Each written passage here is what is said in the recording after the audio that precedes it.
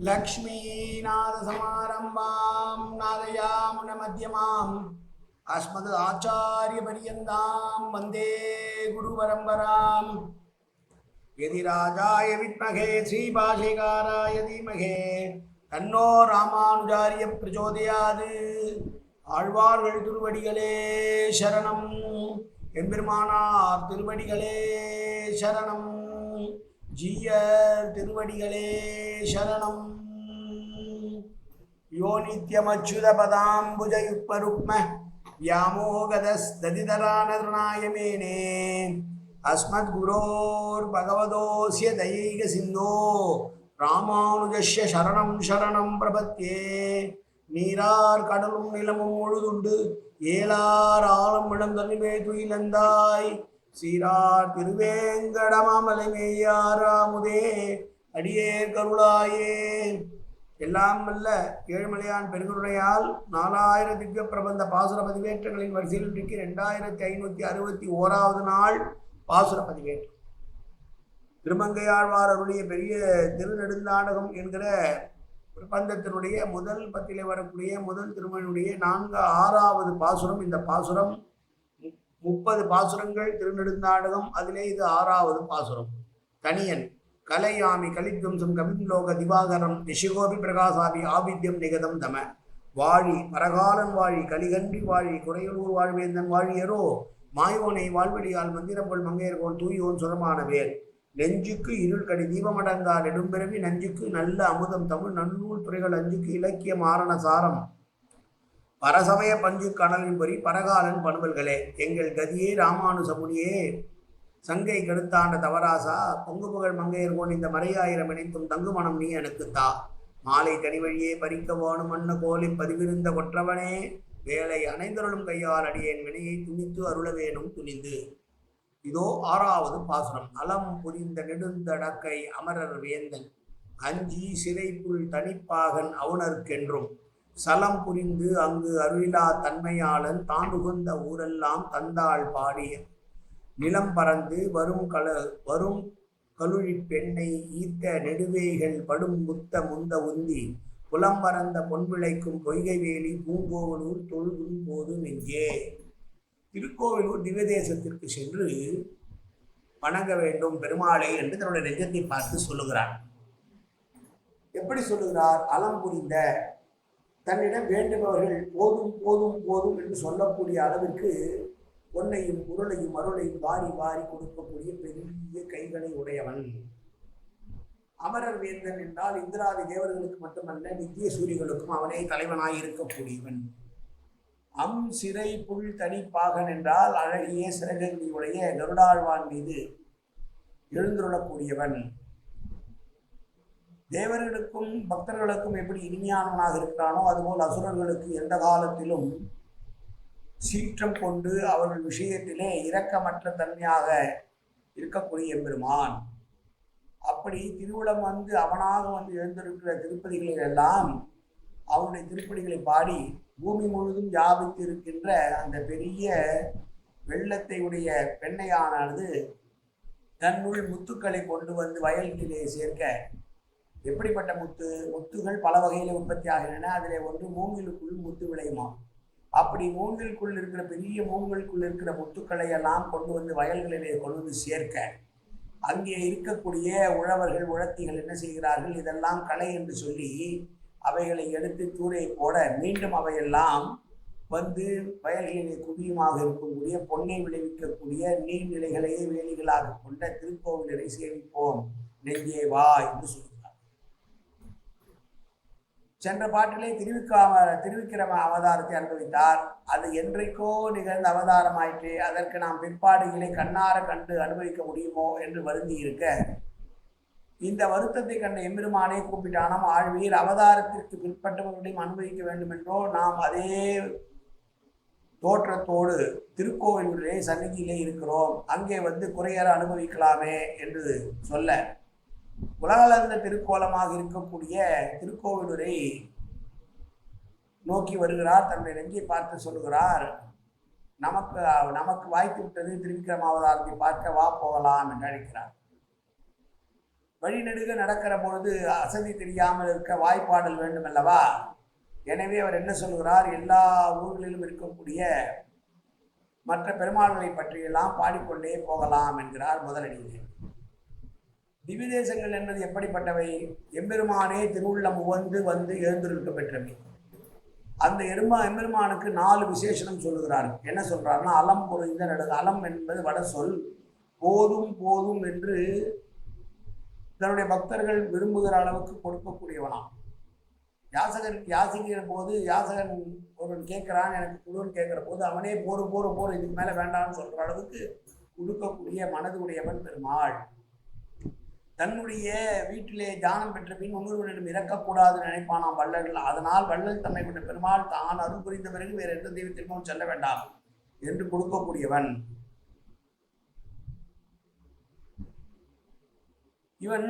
தன்னுடைய ஔதாரியம் என்று சொல்லக்கூடிய குணத்தினாலே யாசகம் கேட்கக்கூடியவன் சிறிதாக கேட்டாலும் கூட இவனுடைய அருளானது பெருமையாக இருக்கும். நெடும் தடக்கை என்றால், நெடு என்றால் நீண்ட, 2 கருத்து, பெரிய கைகளை உடையவன், போதும் போதும் என்று கொடுக்கக்கூடியவன். இவனுடைய திருக்கையுடைய நிழலிலே உலகமெல்லாம் ஒதுங்கினாலும் அவற்றை ஏற்றுக்கொள்ளக்கூடிய அளவிற்கு பெரிய என்கிற கையை உடையவன். அலம் புரிந்த என்பதற்கு மற்றொரு வகையாகவும் பொருள் கொள்ளலாம். அலம் என்பது ஹலாயம் என்பது வட சொல், கலப்பையை குறிக்கக்கூடியது. வைணவ உரையாசிரியர்கள் பலராம அவதாரத்தை சொல்லி கலப்பையின் பெருமையும் பலராமனுடைய பெருமையும் இதற்கு சொல்லுகிறார்கள். பலராமனுக்கு பேரே ஹலாயுதன், ஹனி, முசலி என்ற திருநாமங்கள் உண்டு. எனவே பலராம அவதாரத்தை குறிக்கிறார் என்று சொல்கிறார்கள். அமரர் வேந்தன் என்பதற்கு நித்திய சூரியர்களை இங்கே அமரர் என்று கொள்ள வேண்டும். வெறும் இந்திராதி தேவர்கள் மட்டுமல்ல. கீழே அமரர் வேந்தன் நித்திய சூரியர்களை அடிமை கொண்டவனுக்கு பொதுவாக சொன்னாலும் கூட அவர்களை அடிமை கொள்ளும் பணிக்கு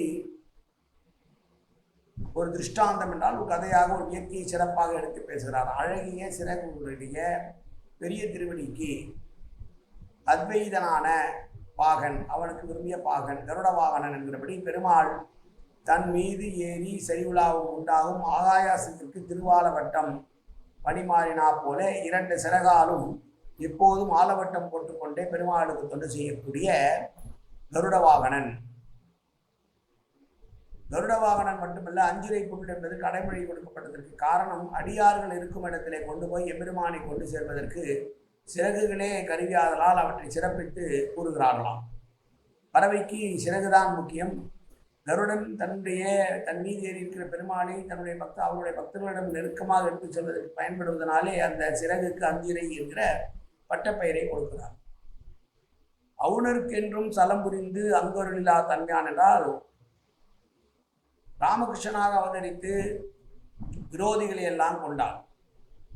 அசுரஜாதியை சார்ந்திருந்தாலும் பிரகலாதனும் விபீஷணனும் பக்தர்கள். ஆனால் ஜெயந்தன் என்பவன் இந்திரனுடைய மகன், இந்திரகுமாரன். ஆனால் அவன் சீதாபிராட்டியிடம் ஒரு தவறு செய்தான். பிறப்பால் இந்திரனுடைய பிறப்பால் தேவருடைய மைந்தனாய் இருந்த போதும் செய்யால் அவன் அசுரன். பிறப்பால் அசுரராய் இருந்தாலும் அவர்களுடைய செய்கையின் பக்தியின் மூலமாக அவர்கள் பக்தர்கள் என்று சாதுக்களுக்கு நல்லவனாக இருக்கிற அதே நேரத்திலே பாதகமாக இருக்கக்கூடிய அசுரர்களுக்கு யமனாக இருக்கக்கூடியவன்.